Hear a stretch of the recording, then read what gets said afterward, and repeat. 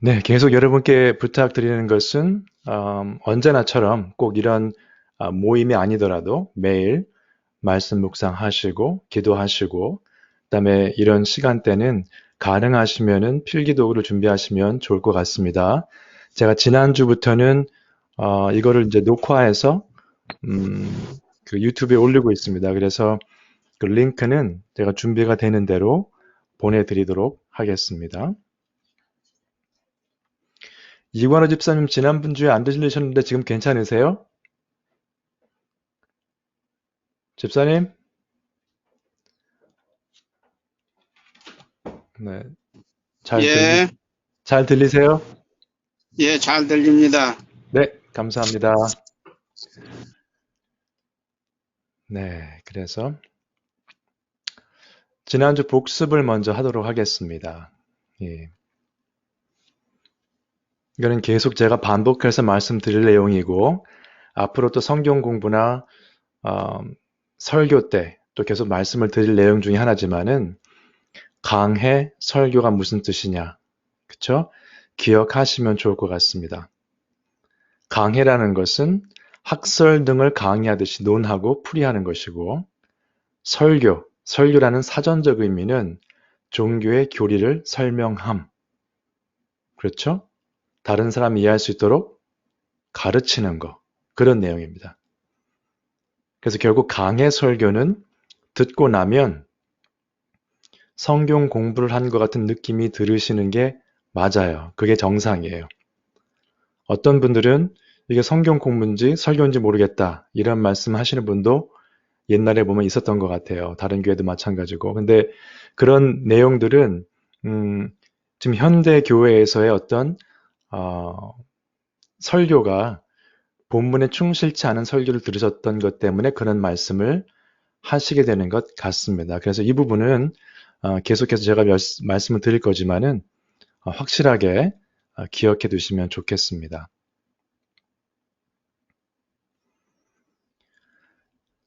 그 지난주에 이어서 목사와 성도의 관계, 네, 목사의 어떤 위치, 목사가 어떻게 해야 되는가, 그걸 말씀드리는 이유는 뭐냐면, 어, 제가 목사니까 제가 알고 있으면 충분할 것 같지만은, 여러분들도 알고 계셔야 목사에게 어떤 기대를 할지를 알고 계셔야 돼요. 그렇죠? 목사가 어떤 역할인지를 아셔야 그 사람이 무엇을 해줘야 될지를 아신다는 거죠. 그래서 그런 의미에서 목사 역할을 제가 자꾸 강조를 해드리고 말씀을 드리는 겁니다. 같은 성도이지만 목사 역할에 대해서 조금씩 설명을 다시 드리는 겁니다. 지난주에 말씀드렸던 고린도전서 말씀이죠. 이 길을 다투는 자마다 모든 일에 절제하나니 절제한다고 되어 있습니다. 그들은 썩을 승리자의 관을 얻고자 하되 우리는 썩지 아니할 것을 얻고자 하노라. 그러므로 나는 다름질하기를 향방 없는 것 같이 아니하고 싸우기를 허공을 치는 것 같이 아니하며 내가 내 몸을 쳐 복종하게 함은 내가 남에게 전파한 후에 자신이 도리어 버림을 당할까 두려워함이로다 라고 돼 있어요. 절제한다는 말이 있고요. 이건 세상적인 것도 절제하기 때문에 영적인 면은 당연히 절제가 필요하다는 거. 그 다음에 내 몸을 쳐 복종하게 한다. self-control입니다. self-control. 자기 절제. 그렇죠? 그래서 목회자, 여기는 이제 사도 바울의 얘기인데, 목회자도 그렇지만 성도님들 전체가 다 신앙생활 하실 때 자기 절제가 필요하다는 거죠. 네. 언제든지 질문 있으시면은 해주시면 됩니다. 그래서 절제하면서 하는 이유는 뭐죠? 향방 없는 것 같이 다름질하는 것이 아니고 허공을 치는 것 같이 싸움을 하는 것이 아니다. 그렇죠? 목적지가 분명한 거예요. 왜 다름질을 하는지, 왜 싸움을 하는지, 영적 전투를 해야 되는지 목적지가 분명하면 여러분 이렇게 베케이션을 떠날 때 그 목적지가 즐거운 그런 곳이라는 거, 아주 좋은 곳이라는 걸 알고 가면요. 그 여행은 즐겁습니다. 그 신앙생활이 원래는 힘들 수 있지만은 즐거워야 돼요. 그 안에서. 그래서 빌립보서에 보시면은 사도 바울이 이런 말을 했죠. 주 안에서 항상 기뻐하라. 내가 다시 말하노니 기뻐하라 라고 말했습니다. 이 부분을 생각해 보시면요. 내가 지금 신앙생활 하면서 힘들기만 한가? 그 안에 기쁨이 있는가? 한번 생각해 보실 필요가 있어요. 여러분은 어떠십니까? 여름에 이제 베이케이션을 이렇게 떠나면요. 어, 차 안에서 답답할 수도 있고, 좀 더울 수도 있고요. 화장실에 가야 되는데 좀 참아야 될 일도 생길 수가 있습니다. 그러나 전체적으로 그 여행길이 즐겁죠. 네. 우리의 신앙의 여행은요, 지금 우리가 살고 있는 이런 곳에서 하나님께서 말씀하신 영원한 천국에 간다는 이 희망이 있고 소망이 있기 때문에 그 여행길이 조금 힘들 수 있지만은 그 안에 기쁨이 있어야 돼요. 기쁨이. 사도 바울이 그냥 하는 말이 아니고요. 우리의 신앙생활은 주 안에서 기뻐하는 그 기쁨이, 그쵸? 포인트는 이거죠. 주 안에서 기뻐하는 것. 그런 기쁨이 있어야 된다는 것입니다. 기억하시고요. 그래서 다시 돌아가서 목사와 성도, 목사는 내 양을 먹이라는 말씀을 들었기 때문에 말씀으로 성도들을 양육할 필요가 있고 성도님들은 반응으로 그렇죠? 진리를 사모하셔야 되고 사랑 안에서 서로 교제하시고 그 다음에 성경의 원리를 적용하셔야 돼요, 삶에. 이 부분은 조금 더 설명을 드릴게요. 근데 양을 먹이기 위해서는요, 준비가 필요하겠죠. 준비가. 그래서 그 부분을 오늘 이 시간부터 제가 조금 말씀을 드릴 생각입니다. 지난주에까지 하신 거 지금 복습하셨는데 혹시 질문 있으시면 해주시고요.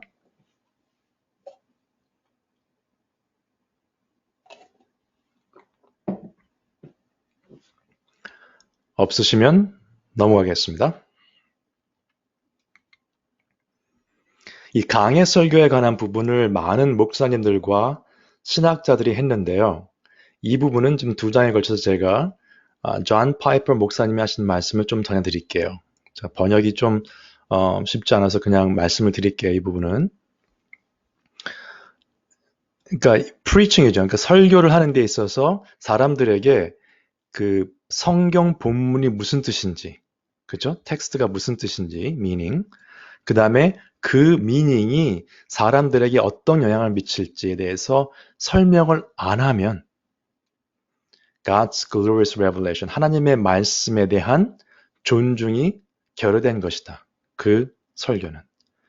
그러니까 본문의 내용과 그 내용이 왜 삶과 관계가 있는지를 설명해 주지 않으면 그 설교는 별로 의미가 없다는 이야기죠.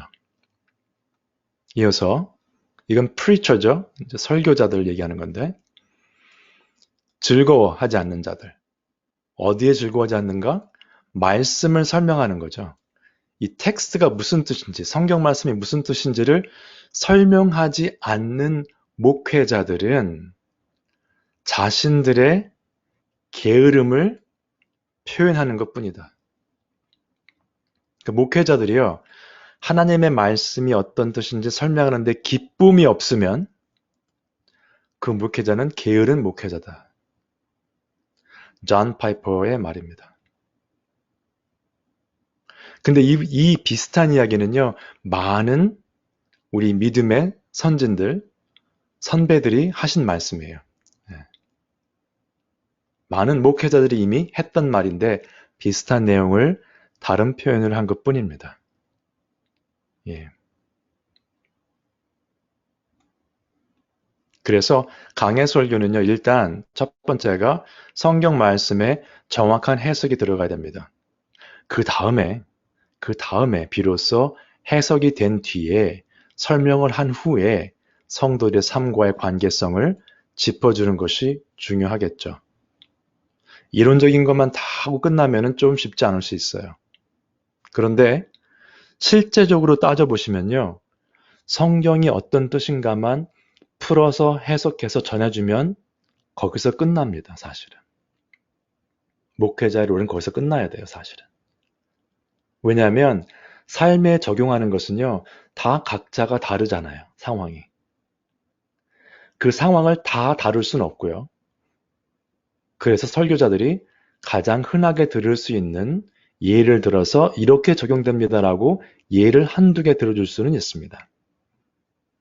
그런데 성도의 삶이라든가 적용이 먼저 되고 해석이 조금 부족한 설교가 돼버리면은 그것은 상당히 위험한 설교가 됩니다. 오히려 어떤 설교는 성경 말씀에 대한 해석과 설명만 하고 끝날 수도 있어요. That's fine. 그거는. 아쉽지만. 그러나 이쪽이 주가 돼버리면 이것은 곤란한 설교가 됩니다. 설교라는 의미를 상실하게 되는 거죠. 그래서 이런 것들을 어떻게 준비하고 설명할 것인가. 예. 이 책이 이제 존 파이퍼가 쓴 책인데요. 강해 설교의 기쁨, 뭐 이런 거죠. Expository Exaltation 해가지고 나온 책이죠. 어떻게 예배를 드려야 되며, 어떻게 설교를 해야 되며, 그 설교의 준비와 진행 과정과, 그 다음에 그 delivery, 선포하는 내용들이 어디에 중점이 돼야 되는가 설명이 자세히 나와 있습니다. 이 책에. 목회자들이라면 누구나 봐야 될 책이고요. 그럼 어떻게 준비하고 어떻게 설명할 것인가 한번 좀 생각을 해봐야 되는데, 그 성경 말씀을 제대로 이해해서 연구를 해서 전하려면 목회자가 먼저 그 말씀의 뜻을 연구를 많이 해야 되겠죠. 네. 근데 데이빗 고든이라는 분이 이런 말을 하셨어요. 이런 책을 쓰셨어요. Why Johnny Can't Preach. johnny는 뭐 특정한 사람이 아니라 그냥 일반적인 사람이죠.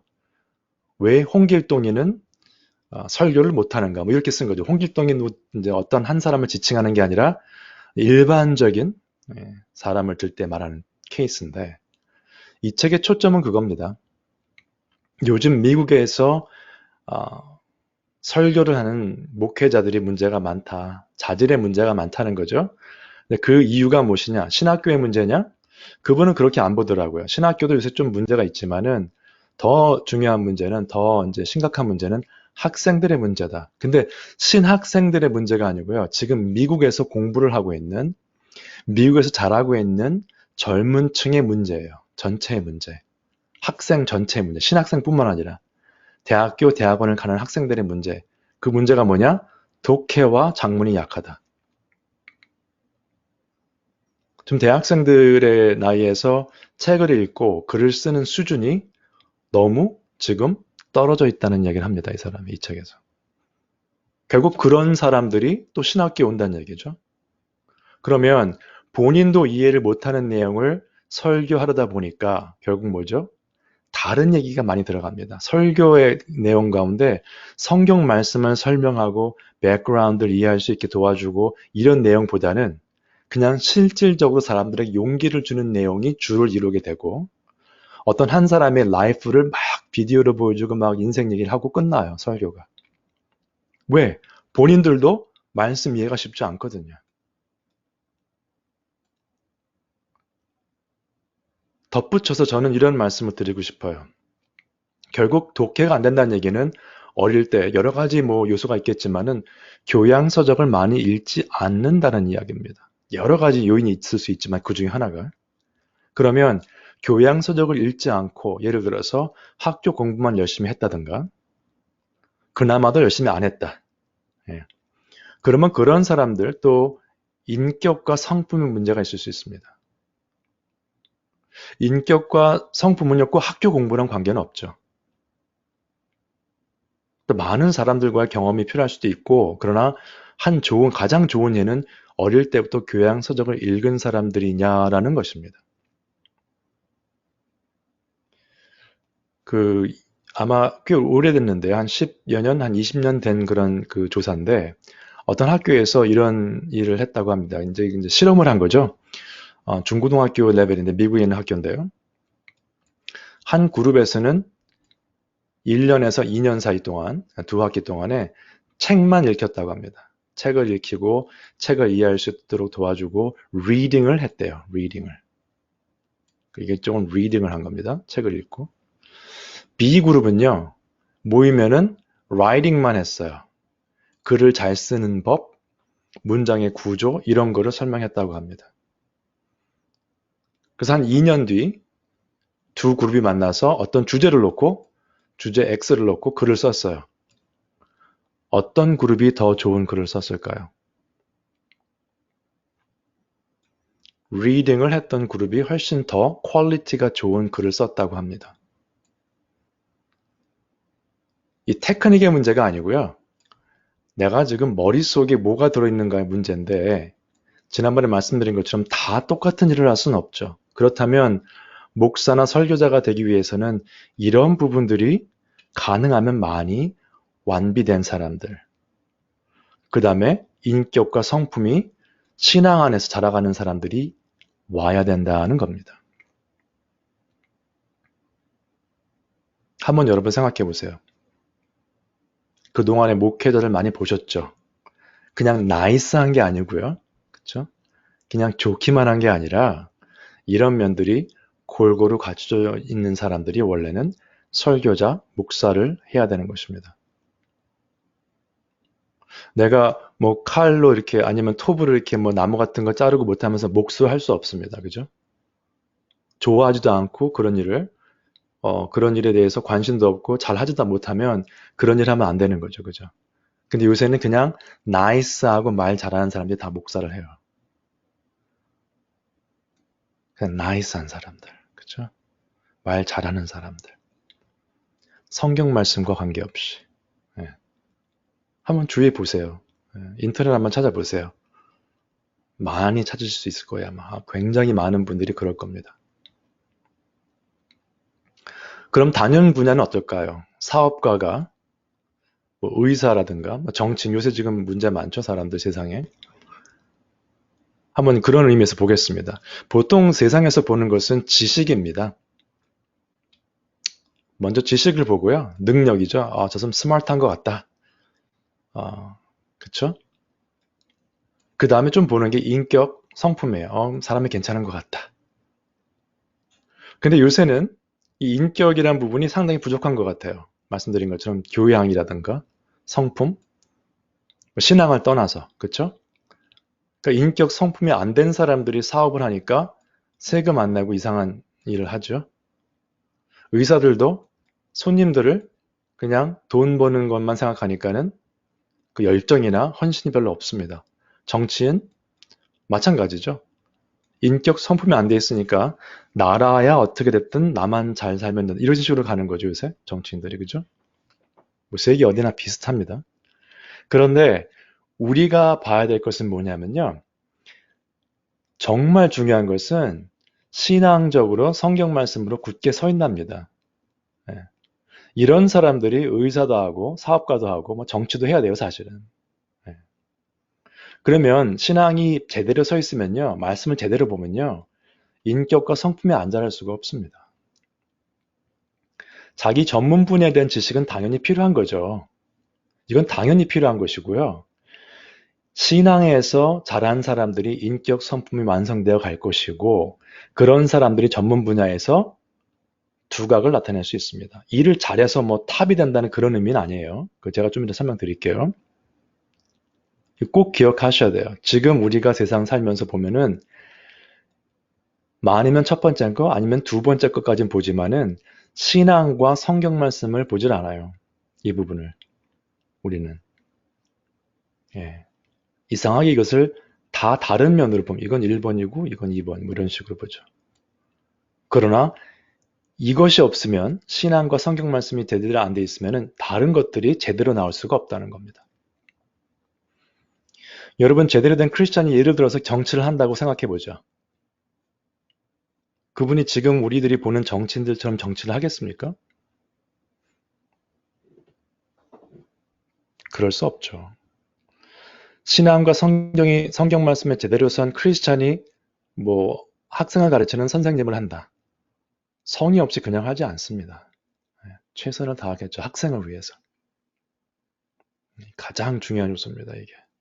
신앙, 성경 말씀. 그래서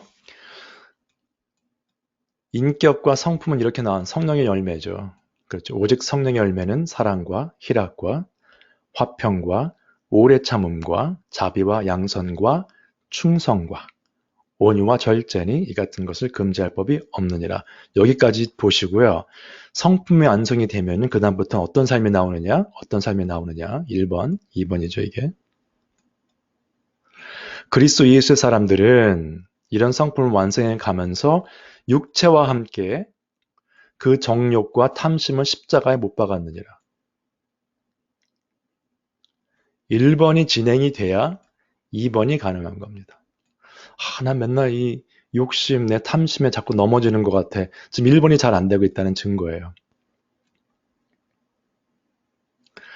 이 성령의 열매를 보시면은 뭐 설명 많이 들으시죠? 성령의 열매들은이 아니고 열매 단수예요. 그러니까 사실은 하나입니다. 이게 전체가.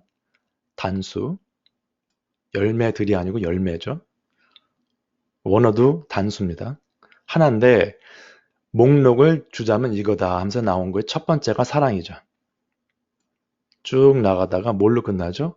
절제, self-control, 자기 절제로 끝납니다. 자기 절제가 안 되면요. 이 정욕과 탐심을 십자가에 못 박을 수가 없죠. 정욕과 탐심에 넘어집니다. 절제가 안 되면.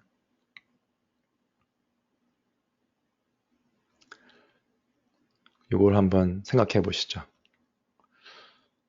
예를 한번 들어드릴게요. 절제에 관한 부분입니다.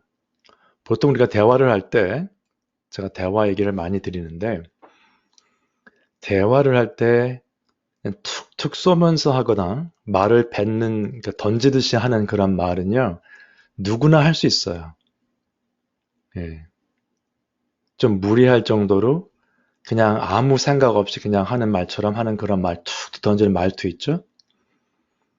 아니면 그냥 화난 것처럼 말하는 그런 말투, 좀 짜증나는 말투. 그거는 누구나 할 수 있는 것입니다. 그 말투는. 자기 절제가 되면 그렇게 말하지 않아요. 왜? 상대방을 배려하기 때문에. 어떤 분들은 이렇게 설명하면 그렇습니다. 이렇게 말씀하죠. 저는 원래 이렇게 태어났어요. 예. 저는 원래 성품이 이렇습니다. 말투가 원래 이래요, 제가. 예. 제가 자란 곳은 다 이렇게 말합니다. 이렇게 말을 하는데 다 일률적으로 똑같은 투로 말을 하자는 것은 아니죠. 제 말씀드리는 것은. 원래 이렇게 태어났습니다 하는 것은요. 성경 말씀과 반대되는, 배치되는 말씀이에요. 왜냐하면 여기를 보시면, 고린도 후서를 보시면 누구든지 그리스도 안에 있으면 새로운 피조물이라. 이전 것은 지나갔으니 보라 새 것이 되었도다. 저 원래 이래요 하는 이야기는 저는 아직 새로운 피조물이 아닙니다 라는 이야기입니다.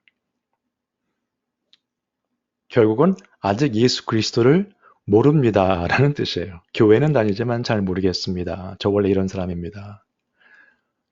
굉장히 좀 embarrassing한 이야기를 그냥 하시는 분들이 많이 있습니다. 그럼 어떻게 말하는 게 쉬울까요? 그냥 툭툭 던지고 그냥 성의 없이 말하는 게 쉽죠. 목사들이 그 말씀을 전할 때 준비를 일주일 내내 하지만은 설교를 전할 때, 말씀할 때요. 신경을 100% 거기에 집중해서 가장 정확한 표현을 하려고 노력합니다. 그래서 설교를 40분, 50분 하고 나면요. 그냥 그 표현이 있죠. 진이 쫙 빠져요. 육체적으로. 그쵸? 집중을 해서 한마디 한마디, 한 단어 한 단어를 들으시는 분들이 가능하면 이해할 수 있도록 표현을 총동원해서 그걸 전달하는 거죠.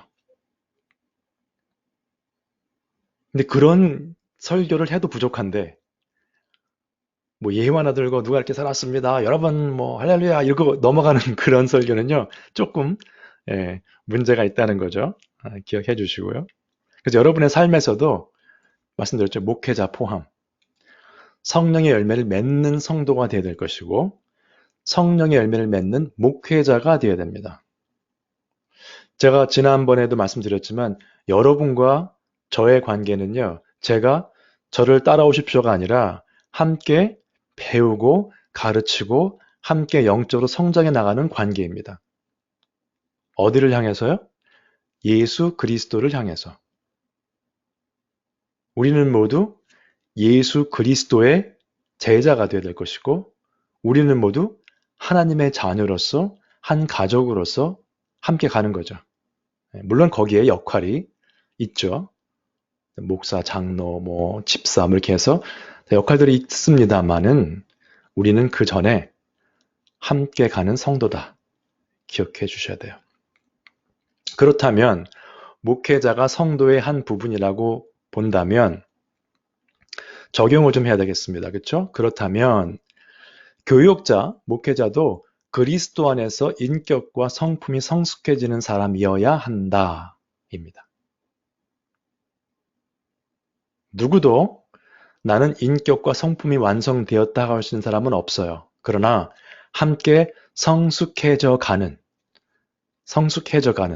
그쵸? ing죠, ing. 진행형. 사람이어야 한다. 그래야만 이게 이제 가능한 거죠. 주의 종은 마땅히 다투지 아니하고 모든 사람에 대하여 온유하며 가르치기를 잘하며 참으며 거역하는 자를 온유함으로 훈계할지니. 그냥 듣기 좋은 얘기만 하는 것이 아니라 훈계도 해야 되는 거예요. 그쵸? 이건 잘못 보시면 근데 온유가 2번 나오잖아요. 여기죠. 온유. 여기 2번 나오는데요. 여기 온유하고 온유함으로 훈계한다. 그럼 무조건 온유하고 착하고 이제 그냥 나긋나긋 해야 되느냐? 그러나 여기 이제 그러나가 딱 나오죠. 그죠? 이 온유함 가운데 저희가 굽힐 수 없는 부분이 있습니다. 가장 확실하게 꼭 지켜야 될 부분이 이거예요. 우리가 전에 말하였거니와 내가 지금 다시 말하노니 만일 누구든지 너희가 받은 것 외에 다른 복음을 전하면 저주를 받을지어다. 이거는 이제 사도 바울이 하는 얘기입니다. 이제 내가 사람들에게 좋게 하랴. 하나님께 좋게 하랴. 사람들에게 기쁨을 구하랴. 내가 지금까지 사람들의 기쁨을 구하였다면 그리스도의 종이 아니니라. 이 부분입니다. 이 부분은 사도 바울과 그와 동역했던 사람들의 이야기만이 아니에요. 사도 바울과 함께 동역했던 사람들이 이렇게 그리스도의 종으로 하나님을 기쁘게 하는 종으로 세워지기 위해서는 그 주위에 있던 성도들의 역할도 컸다고 봅니다. 베레아에 있던 성도들처럼 목회자가 사람을 기쁘게 하는 것이 아니라 하나님의 말씀을 선포하고 하나님을 기쁘게 하는 사역을 할 수 있도록 여러분들이 기도하시고 도와주셔야 돼요. 그래서 말씀을 드리는 거예요. 아, 목회자는 이렇게 해야 되는구나. 그것을 이해하시면 목회자가 혹시라도 사람들만 기뻐하는 일을 하려고 하면 그거는 성경적이지 않은 것 같습니다 하면서 이렇게 말씀을 해주셔야 돼요.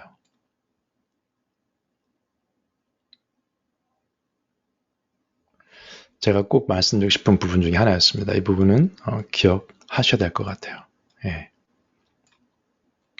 그러니까 온유하되 하나님과 사람을 기쁘게 하는 그런 갈림길에서는 어떻게 보면 냉정하게 하나님을 기쁘게 하는 쪽으로 가야 되는 것이 바로 목회자뿐만 아니라 우리 성도들의 삶입니다. 예. 기억하시고요. 그러면 목회자들이죠. 우리가 이제 요한일서 때 배우셨죠? 사도 요한이 쓴 글 중에서 우리가 사도 요한과 그 요한과 함께 동역했던 사람들이 보고 들은 바를 너희에게 전함은 그 말씀 전한 거죠. 너희로 우리와 함 사귐이 있게 하려 함이니 펠로십이죠. 코에노니아. 우리의 사귐은 아버지와 그의 아들 예수 그리스도와 더불어 누림이라. 우리가 이것을 쓰면 우리의 기쁨이 충만하게 하려 함이라. 그냥 보시면 조금 이해가 이게 지금 사귐이 있고 그다음에 우리의 사귐은 이런 얘기가 나오기 때문에 좀 이렇게 한번 이해를 위해서 이렇게 한번 만들어 봤습니다. 첫 번째가 뭐죠? 말씀을 전했는데 그 전하는 이유는 무엇이냐? 너희로 성도님들로부터 우리와 사귐이 있게 하려 함이니. 지금으로 따지면은 목사, 교사겠죠? 함께 사귐이 있도록 말씀을 전하는 거예요. 근데 우리의 사귐은 무엇이냐? 아버지와 그의 아들 예수 그리스도와 더불어 누리며. 그러니까 우리 목사와 교사가 지금 누리는 사귐은 하나님과 누리는 사귐인데, 우리가 그 말씀을 자꾸 전파하는 이유는 무엇이냐? 성도님들이 우리들과 사귐이 있도록 하고, 궁극적으로는 우리의 사귐이 하나님과의 사귐이기 때문에 여러분들도 하나님과 사귐, 펠로십이 있도록 하기 위해서 말씀을 전합니다. 라는 뜻입니다. 조금 복잡하지만 그렇게 보시면 될 것 같아요. 그쵸? 그러면 목사와 교사의 입장에서는요, 여기를 보시면 돼요. 우리가 이것을 쓰면 우리의 기쁨이 충만하게 하려 함이라.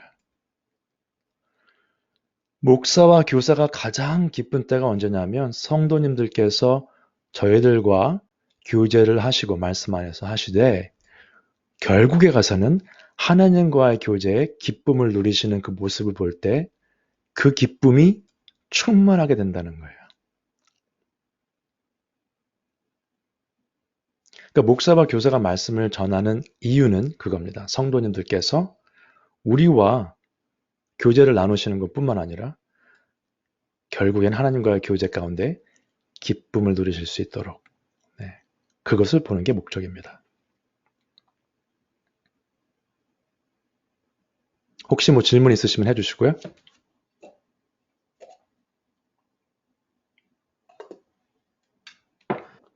목사님, 이전에 그 성령의 열매에 대해서 설명하셨는데요. 잠깐만요. 다시 한번 말씀해 주세요, 권사님. 성령의 열매 아까 말씀하셨는데요. 네네. 그 성령에 대해서 구체적으로 좀 다 아는 것 같은데 하나도 모르겠을 때도 있고, 이 성령의 열매, 네네. 이 성령에 대해서 좀 더 설명을 해주셨으면 좋겠습니다. 네. 성령. 사실은 쉽지 않은 부분인 것이, 왜냐하면은 보통 이래요. 말씀을 듣다 보면은, 목회자들의 설교를 듣다 보시면은 어떤 분들은 하나님, 그럼 보통 하나님 하면 하나님 아버지를 주로 뜻하죠. 그래서 하나님 네, 아버지나 아니면은 예수 그리스도에서, 우리가 이제 알고 있는 예수 그리스도, 성자 하나님을 두 분을 강조하는 경우는 많이 듣는데, 성령 하나님을 강조하는 것은 많이 못 들으실 거예요. 왜 그런가 하면 실제로 성경 말씀에 성령 하나님에 관한 내용이 많이 나오지 않습니다. 그래서 상당히 어려운 부분인데요. 네. 그러니까 잠깐만요. 여러분들이 지금 보시니까 요거를 제가 잠깐 한번 이거 좀 쉐어를 할게요. 여기를 보시면은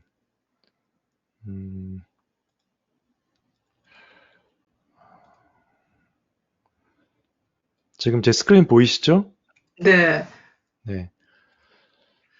아니, 저기 목사님들 뿐만이 아니라 이렇게 신앙생활을 하는 그 교인들도 그 사람은 정말 성령이 충만한 사람이야. 우리가 이렇게 말하고, 네.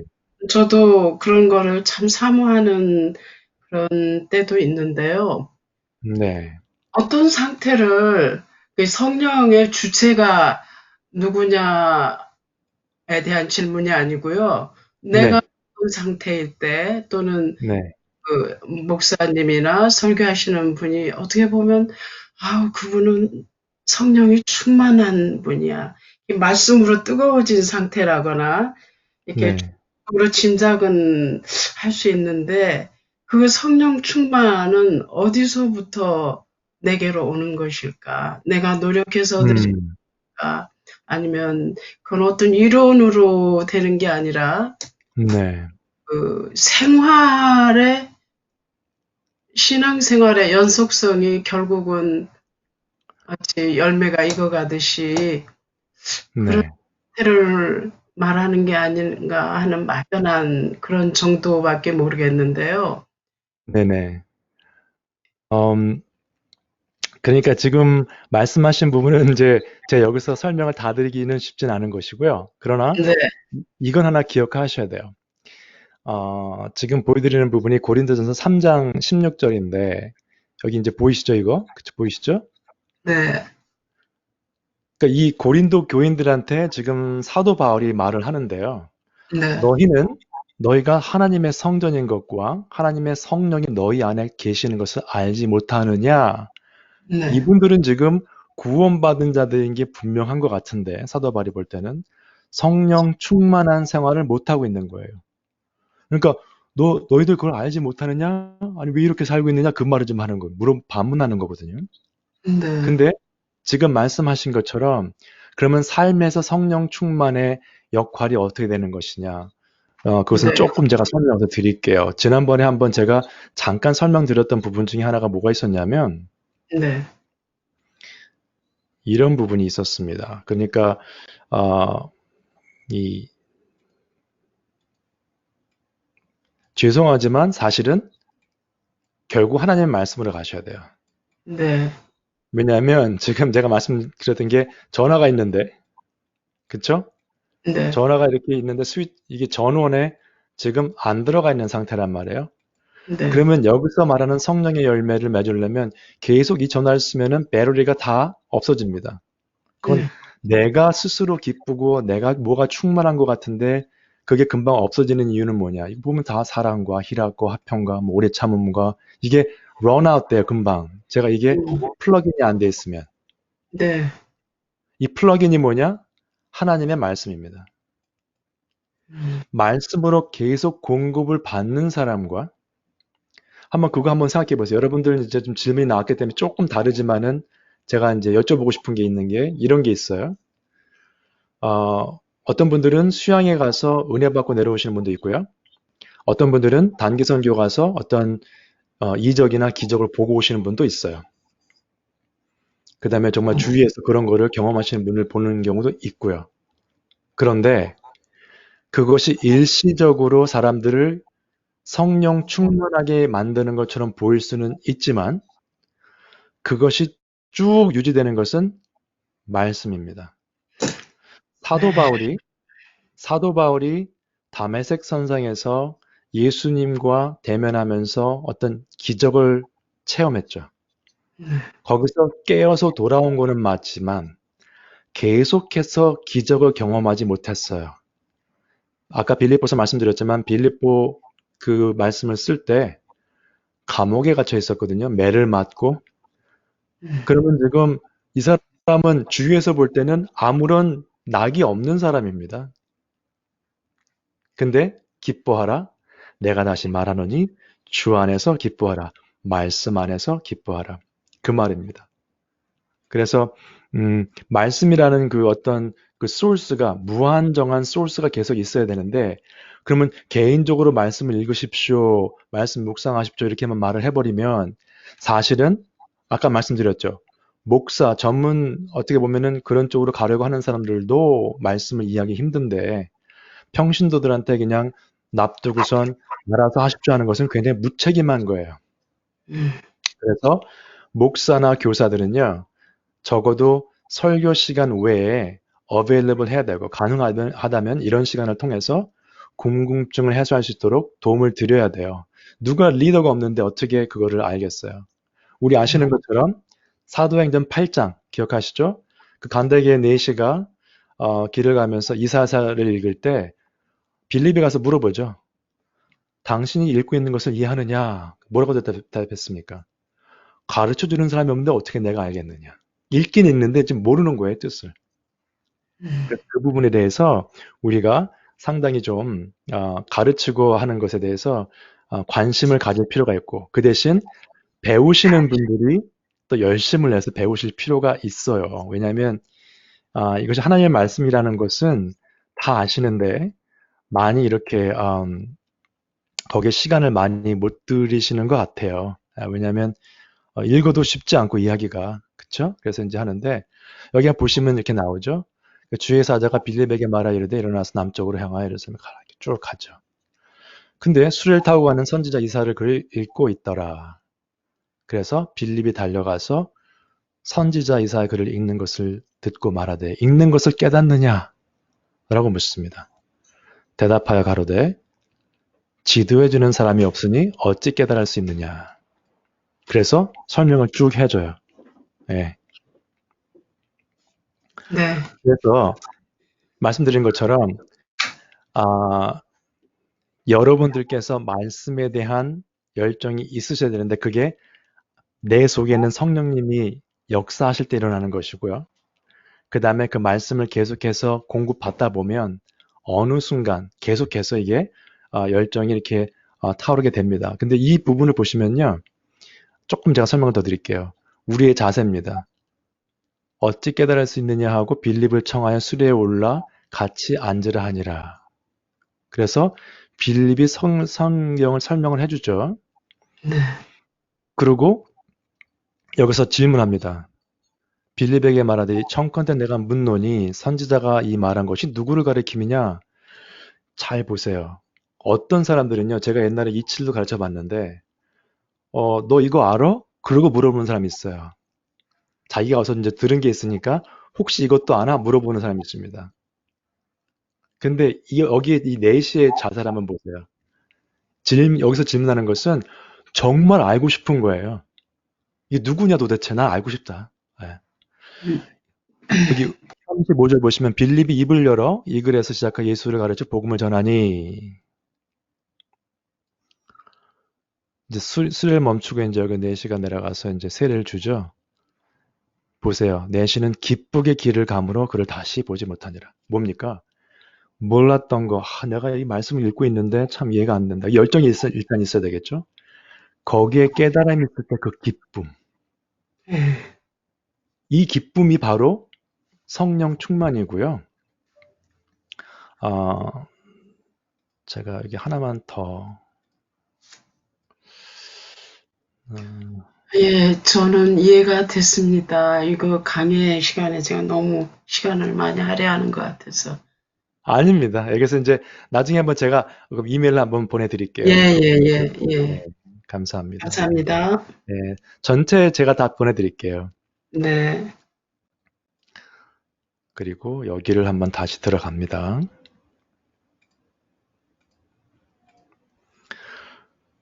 다시 말씀을 드리는데 그러면 왜 성경 말씀 위주로 교회 사역이 이루어져야 되는가 그 부분에 대한 답변을 이렇게 오해를 했습니다. 사실은. 근데 왜 그런가 하면 이제 마이크로폰 꺼주시고요. 누가 좀 켜신 것 같은데 네. 이 부분입니다. 우리가 말씀 위주로 모인다고 하더라도요. 다른 이야기가 들어갑니다. 네. 우리가 만나서 2시간, 3시간 있으면서 말씀 얘기만 할 수는 없어요. 사실은. 그러나 다른 목적으로 만나면 성경 말씀이 들어갈 자리가 별로 없습니다. 그쵸? 우리 볼링 치러 만나자 해서 볼링장에 갔는데 갑자기 볼링 치다 중간에 성경 말씀을 꺼내서 읽는 사람 많지 않습니다. 그러나 성경 말씀을 읽으면서 만나더라도 그렇죠. 세상 얘기도 할 수 있고 이런 가족 얘기도 할 수 있고 얘기가 나올 수밖에 없어요. 자연스럽게. 그래서 그런 부분을 보시면 교회 사역은 일단 공적인 그 모임은 말씀 위주로 하되 그 부분에서 다른 이야기 하는 것은 괜찮다. 왜냐? 성경 말씀 위주로 그 말씀들이 진행될 것이기 때문에 기억해 주시면 되겠습니다. 여기 PS는 누굴까요? 피터슨입니다. 하여튼 네. 혹시 이 부분에 대해서 질문 있으시면 해주시고요. 네, 우리 권사님 감사합니다. 좋은 질문. 굉장히 중요한 질문 하셨어요, 사실은. 네. 성령에 대해서. 성령 충만이 무엇이냐. 네. 제가 조금 정리를 해서 전체 이메일을 보내드릴게요. 그러면 성도의 삶 다시 갑니다. 또, 그쵸? 중요하기 때문에 로마서 다 아시는 부분이지만 그러므로 형제들아 내가 하나님의 모든 자비하심으로 너희를 권하노니 너희 몸을 하나님이 기뻐하시는 거룩한 산 제물로 드리라. 이는 너희가 드릴 영적 예배니라. 너희 몸, 삶 전체죠. 삶 전체를 살아있는 제물이에요. 옛날 레위기나 이런 데 보시면은 제물을 죽여서 올려드리죠, 하나님께. 우리는 이 땅에 살면서 거룩한 산 제사가 제대해요. 삶 전체가. 성경적 세계관 말씀드렸죠. 바로 이겁니다. 무엇을 하든지, 그쵸? 하나님의 자녀로 사는 거죠. 그러므로 이 세대를 본받지 말고 변화를 받으라고 돼 있죠. 변화를 받아. 변해서가 아닙니다. 다들 변해서 이렇게 되라가 아니라 마음을 새롭게 함으로 변화를 받아. 이건 수동적으로 누구한테 받는 거죠. 누굴까요? 성령 하나님이죠. 말씀을 통해서 역사하시는 성령 하나님의 역사. 그 변화를 받아서 비로소 수동적으로 변화받은 후에는 하나님의 선하시고 기뻐하시고 온전하신 뜻이 무엇인지 분별하도록 해라. 어디를 통해서요? 말씀을 통해서. 말씀을 통해서입니다. 그리고 성도의 삶은 탁월함입니다. 탁월함. 다 아시는 성경 말씀이죠? 여기를 좀 한번 읽어보세요. 쭉 보시고요. 다 아시는 성경 말씀이기 때문에. 제가 두 가지 표현을 설명을 드리겠습니다. 택하신 족속이라는 것과 왕 같은 제사장 두 가지를 제가 설명드릴게요. 여기서 중요하기 때문에. 너희는 택하신 족속이다.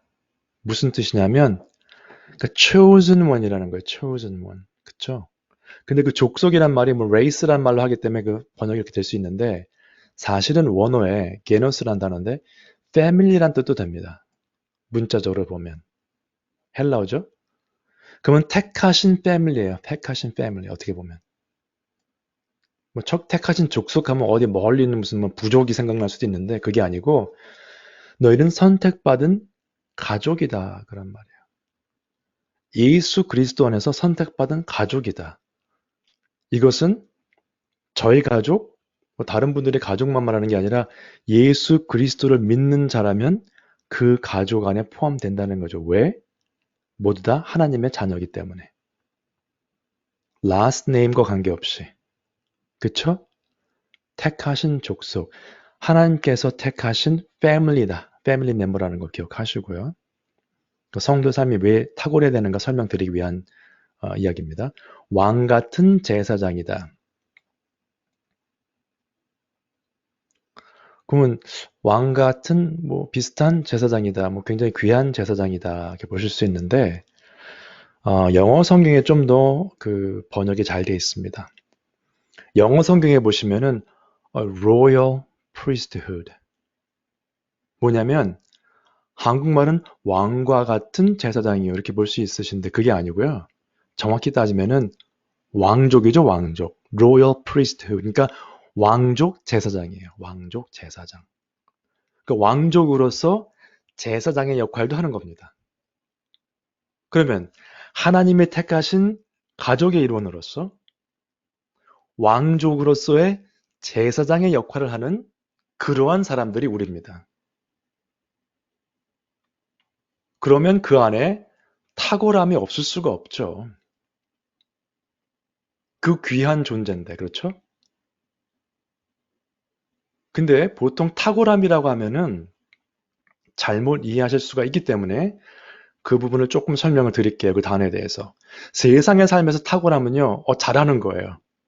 뛰어나고, 1등, 뭐 이런 거 생각합니다. 그래서 이런 책들을 보시면은, 뭐 굉장히 좋은 책들이에요. 뭐, 밑에 있는 그것은 이제 아토믹 헤빗이라고 해가지고, 습관의 중요성이죠. 이건 뭐 누구나 아는 상식적인 이야기지만, 이 책에서 말하는 것은, 예를 들어서 이런 내용입니다. 뭐 하루에 1%씩 내가 뭐를 개선하면, 1년이면 365%가 좋아지니까 엄청난 효과다. 조금씩. 아토믹, 그죠? 아톰이 조그만 그 단위죠. 조금씩 나아지면은 나중에 큰 걸 이룰 수 있다. 뭐 이런 책이고요. 이 Deep Work라는 책은 그 캘 뉴포트라는 사람이 쓴 책인데 이 사람은 이제 그 MIT 출신이고 상당히 지적으로 뛰어난 사람이에요. 근데 이 Deep Work는 뭐냐면 여러 가지 일을 잘하는 사람들이에요. 그러니까 학교에서 보면 뭐 올 A 받는 이런 학생들 있죠? 많지 않죠? 그런 학생들. 그러니까 이런 거죠. 세상에서 보는 삶은 이런 겁니다. 뛰어난 게 뭐냐면, 이 표준 편차인데, 이거 이제 여기 중간, 보통 일반적인 중간 부분이고, 조금 덜 잘하는 사람, 조금 잘하는 사람, 이러면 벌써 95.4% 정도가 들어갑니다. 이 안에. 전체 파퓰레이션에. 표준 편차를 이제 그래프를 보시면. 그러면 세상에서 말하는 탁월한 삶은요, 여기에 해당하는 사람이 여기에 해당되는 사람. 탑 2.2%이나 탑 0.1% 이런 사람들 말하는 겁니다. 모든 면에서. 근데 우리가 말하는 것은 뭐 잘하면 이렇게 되는 사람도 있겠죠. 크리스찬 중에. 그러나 이것을 말하는 것이 아닙니다. 탁월한 삶은. 이게 무슨 상관인가 하실 수 있는데 이건 이제 설명을 드릴게요. 남의 것을 탐내는 거. 뭐 비교가 되죠. 저쪽은 큰 피쉬인데 나는 별로 없네. 이게 아까 이거 보시면은 이 사람은 뭐 여러 가지 다 잘하는 건 나는 뭐 별 잘하는 게 없네. 예. 비교하게 되면요. 거기에 탁월한 삶이 나올 수가 없어요. 다 이쪽에 갈 수가 없습니다. 이거는 뭐 통계학적으로 나오는 거기 때문에 대부분이 여기에 포함되죠. 예. 그럼 내가 맡은 역할에서 최선을 다해야 된다는 그런 취지를 말씀드리는 거예요.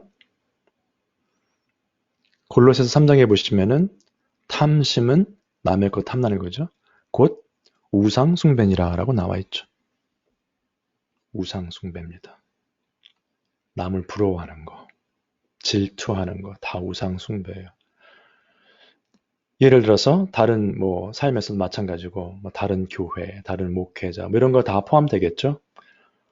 그러면 왜 목회자 교회만 얘기하느냐? 마찬가지입니다. 목회자가 만약에 성도들을 차별한다. 이거 문제가 많죠. 예. 서로 막 비교한다. 문제가 아주 많습니다. 그러면 안 된다는 거죠. 그래서 성도의 삶. 이게 가능해요. 탁월한 삶은요. 정말 힘듭니다, 이거, 여러분. 경험해 보셨죠? 우는 자들과 함께 우는 거, 장례식장에서 하는 것은요, 많이들 가능합니다. 슬픈 일을 당했을 때. 근데 남이 잘 되는 거 보면은 같이 즐거워하는 게 참 쉽지 않죠. 네. 특히 믿음이 없었을 때 생각해 보세요. 그땐 참 힘들으셨을 거예요.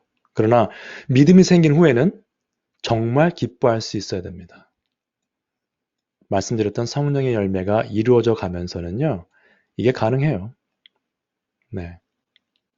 뭘 하든지 간에 가능합니다. 나중에 한번 설명드리겠지만, 보세요. 여러분들이 이렇게 이제 은사가 있습니다. 그래서 이제 어떤 분은 섬김을 잘 하세요. 어떤 사람은 가르치는 걸 잘해요. 그러면 이제 섬기는 사람이 가르침을 잘하는 사람에 대해서 같이 기뻐할 수 있어요. 네. 저 사람 잘 가르치는구나. 하나님 감사합니다. 할 수 있습니다. 근데 어느 날 갑자기 우리 교회에 섬김을 잘하는 사람이 또 들어왔어요. 보니까 나보다 더 잘하는 것 같아요. 그거를 보고서 기뻐할 수 있어야 됩니다. 하나님께 감사해야 돼요. 나랑 같은 달란트가 있는데 더 뛰어난 사람이 들어왔네. 할렐루야. 이거 엄청나게 힘든 일입니다. 여러분. 그것을 할 수 있는 교회는 하나님의 말씀 안에서 바로 선 교회입니다. 그것을 할 수 있는 교회는 영적으로 어떻게 보면 숫자적으로도 성장할 수 있는 교회, 가능성이 있는 교회입니다. 네. 이게 안 되면요, 깨집니다. 섬김은 한 사람만 해야 돼요. 가르침은 요 사람만 해야 되고, 뭐 구제는 이 사람이 최고니까 이 사람만 해야 되고. 네. 그럼 어떻게 되겠어요? 10명만 있으면 돼요, 교회에. 문제가 그걸로 이제 심각해지죠? 네. 생각해 보십시오. 그런 면에서. 같이 동역하는 것이 중요합니다. 그래서 성도들에게 주신 은사에 관한 얘기를 좀 하겠습니다. 로마서 이야기인데 너희 각 사람에게 말하노니 마땅히 생각할 그 이상의 생각을 품지 말고 하나님이 주신 은사가 있어요. 오직 하나님께서 각 사람에게 나눠주신 믿음의 분량대로 지혜롭게 생각하라. 아까 말씀드린 것처럼 섬김의 은사가 있는데 가르치는 은사가 훨씬 더 존경을 많이 받는 것 같아. 그거 하고 싶은데. 이런 생각하지 마시라는 거예요. 고린도 교회도 마찬가지죠. 다들 방언하려고 그랬다는 거죠. 그 교회가 지금. 그렇죠? 다 방언을 하겠느냐? 다 통역을 하겠느냐? 다 선지자겠느냐? 그 말한 겁니다. 사도 바울이. 남들이 있는 은사 탐하지 말고 비교하지 말고 내게 주신 은사를 발견해서 그 은사대로 섬겨라 하는 말입니다. 그리고 설명 더 하죠. 우리가 한 몸에 많은 지체를 가졌으나 모든 지체가 같은 기능을 가진 것이 아니니 다 다른 은사가 있다는 거예요. 이와 같이 우리 많은 사람이 그리스도 안에서 한 몸이 되어 서로 지체가 되었느니라. 각 지체의 역할을 잘 할 때에 그 몸이 건강해지는 겁니다.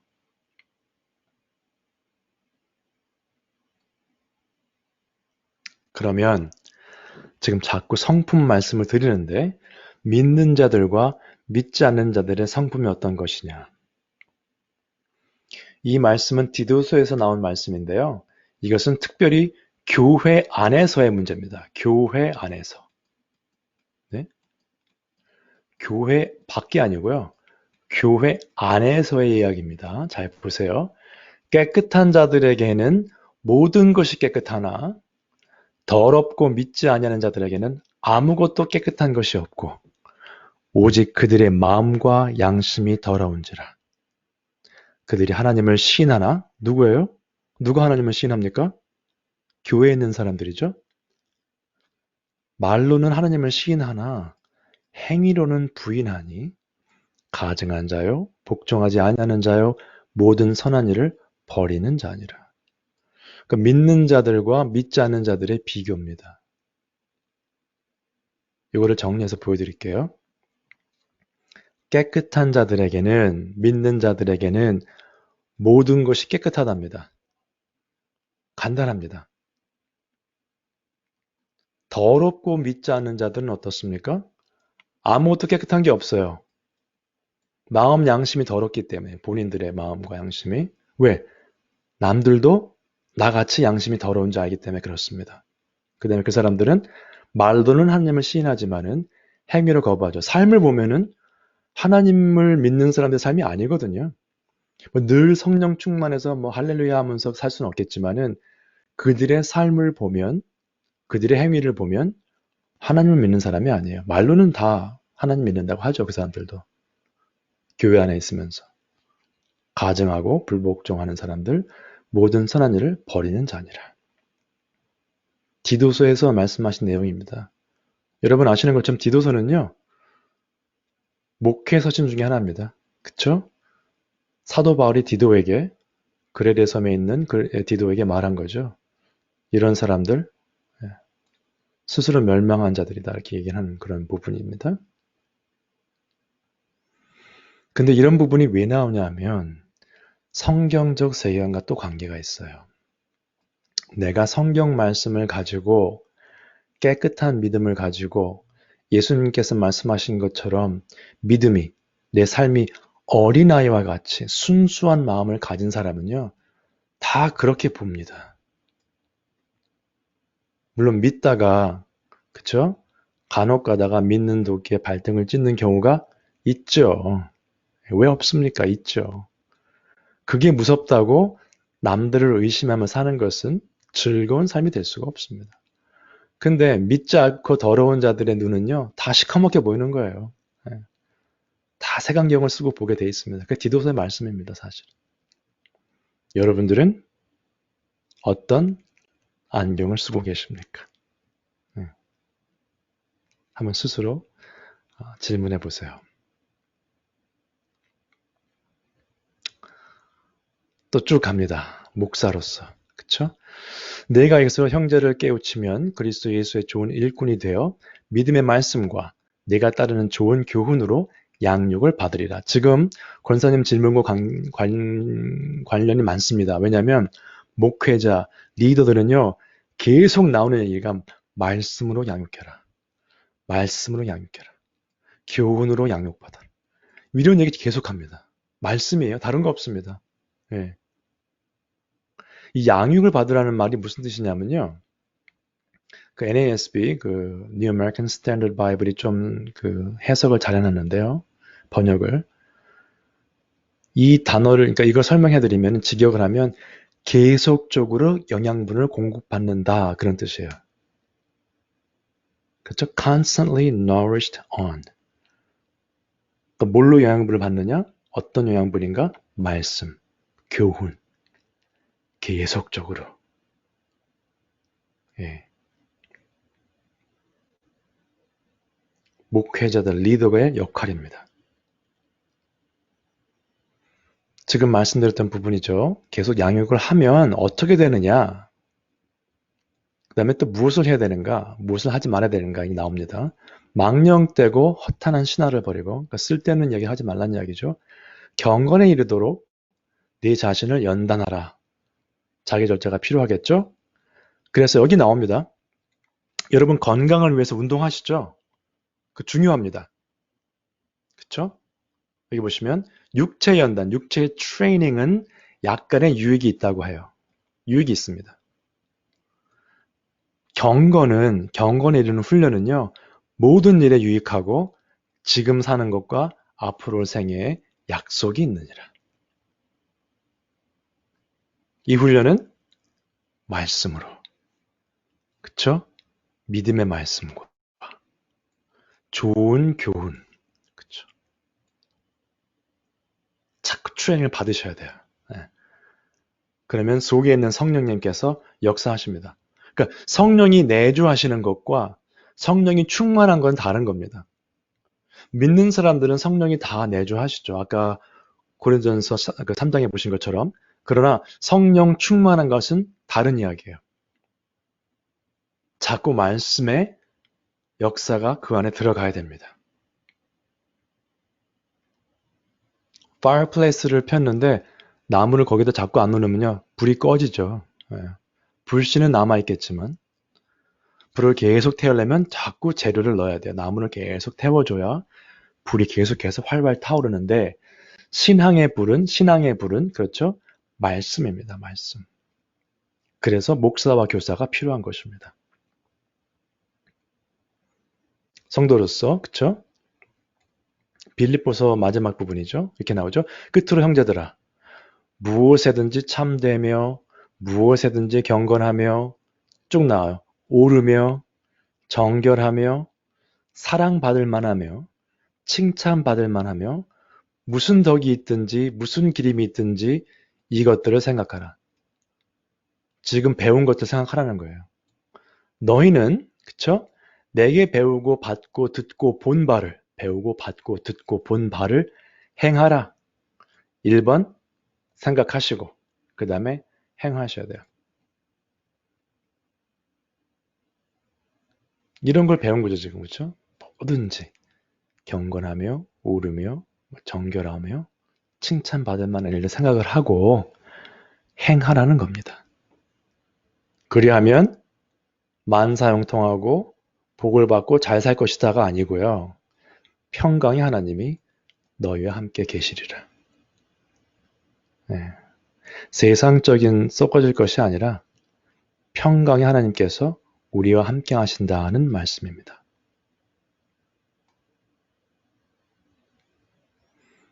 그래서 우리의 삶은요, 탁월함인데 모든 의미에서 그다음에 성경적 세계관을 가지고 있으면 진리와 비진리를 구별할 수 있게 되고요.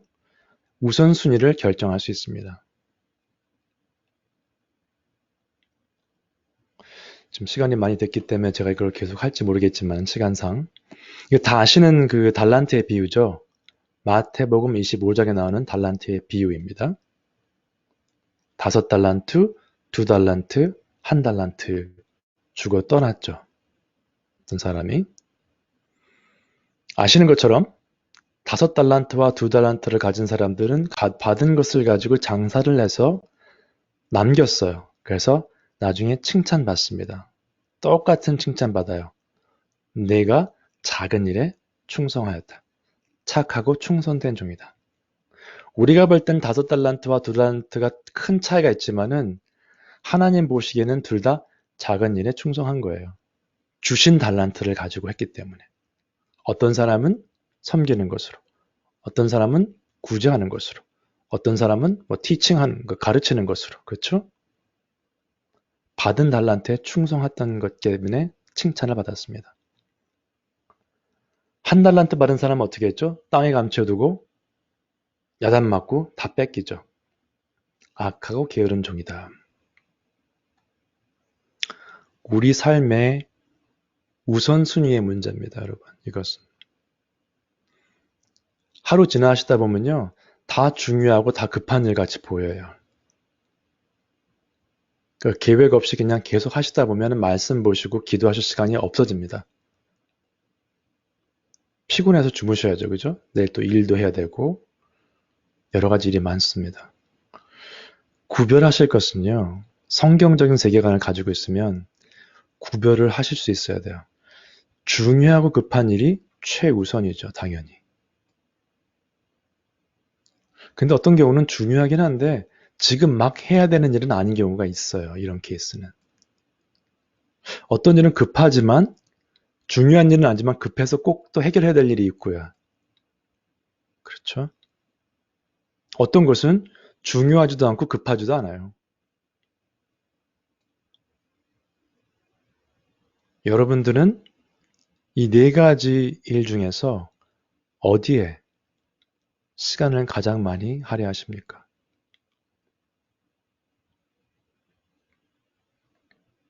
직장 생활 하시는 분들은 직장 생활 외적인 시간을 제가 여쭤보는 거예요. 일 끝나고 저녁 시간 따져보면 뭐 5시, 6시에 이제 일이 끝난다고 보통 이렇게 하면요. 좀 늦게 끝나시는 분도 있지만은 나의 시간이 하루에 적어도 4시간, 5시간 이상 됩니다. 그 저녁 시간요. 내가 활용할 수 있는 시간이. 그 시간 동안에 어떤 거, 어떤 일에 시간을 많이 할애하세요, 여러분.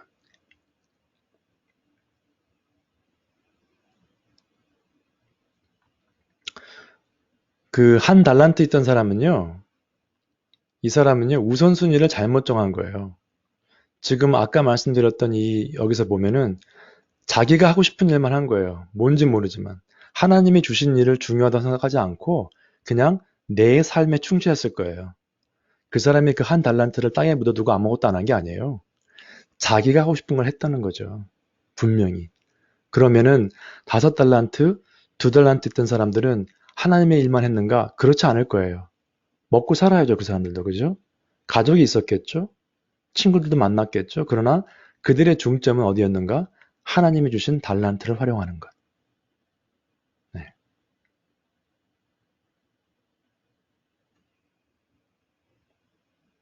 여러분들의 삶이 어디에 지금 초점이 맞춰져 있나를 한번 생각해 보시기 바랍니다.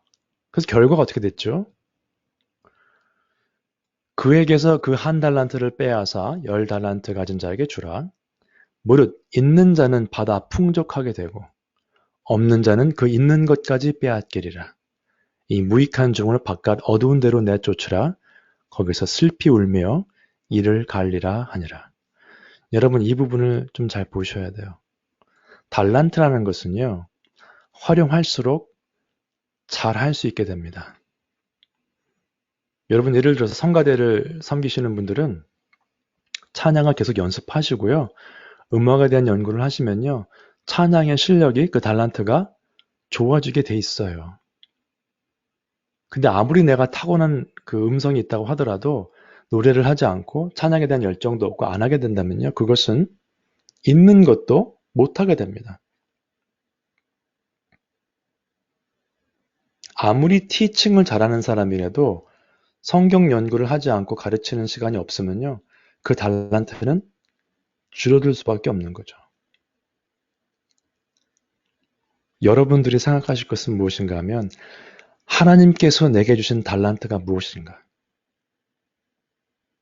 그리고 내가 하나님의 몸된 교회, 지체로서 어떤 역할을 할 수 있을 것인가?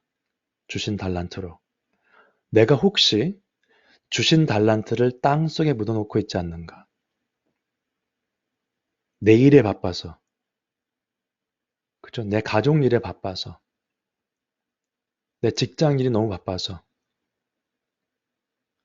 개인적인 영적인 발전도 없고, 교회를 섬기는 일에 내가 등한시했다면, 지금 이 시간 한번 본인의 삶을 돌아보시고요.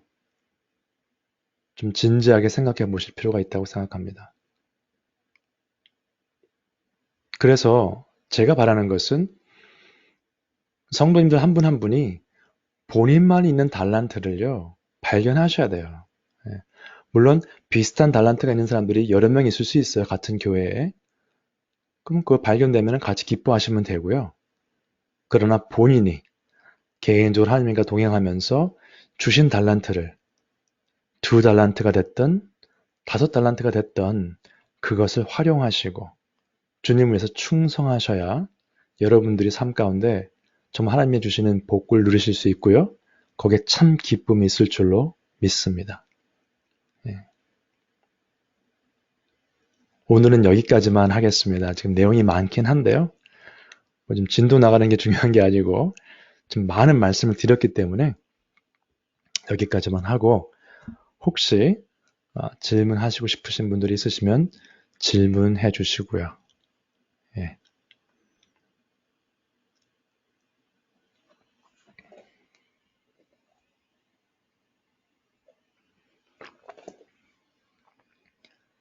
아니면 그냥 인사만 하셔도 되고요.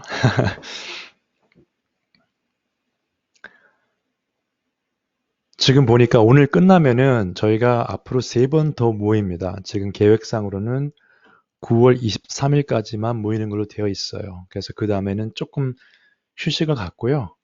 그 다음에 제가 10월부터 여러분께 설교를 해드릴 거기 때문에 그렇게 하면서 좀 더 진행 상황을 보고 또 모임을 다시 하면 될 것 같습니다. 네. 그래서 혹시 이 부분에 대해서도 또 다른 생각이 있으시면 알려주세요. 모임을 계속 해야 되는 거 아니냐라든가 아니면은 격주로라도 해야 되는 이런 아이디어가 있으시면은 알려주십시오. 네, 일단 지금 현재 광고 나갔던 것에 의하면 23일까지만 제가 이렇게 하는 걸로 여기 되어 있습니다. 그러니까 기억하시고요.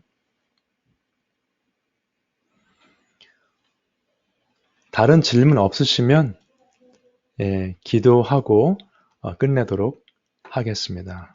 기도하겠습니다. 네, 주님 은혜를 감사드립니다. 저희들 늦은 시간까지 말씀으로 또 서로 은혜를 나눴습니다. 참 저희가 배우면 배울수록 참 이해하기 힘든 내용이 많고 특별히 하나님이 어떤 분이신지 성경에 나와 있음에도 불구하고 읽으면서도 잘 이해가 안 되고 힘든 경우가 너무 많습니다. 하나님께서 지혜를 구하는 자에게 참 풍성히 내리신다고 하셨사오니 지혜를 허락해 주셔서 저희들이 매일매일 깨닫는 기쁨이 있게 해주시고 또한 교회에서 섬기시며 또 가르치는 모든 분들이 하나님의 말씀에 계속 헌신하여서 우리가 서로 도우며 서로 세워져가는 그러한 하나님께서 원하시는 즐거워하시는 그런 교회가 될 수 있도록 하나님 은혜 베풀어 주시옵소서. 저희 앞으로 3번 미팅을 갖습니다. 그동안에 계속해서 새로운 깨달음이 있게 해주시고 또 새로운 각오를 하는 그런 놀라운 시간으로 주님 허락하여 주시옵소서. 모든 것 감사를 드리오며 우리 주 예수 그리스도 이름으로 기도합니다. 아멘.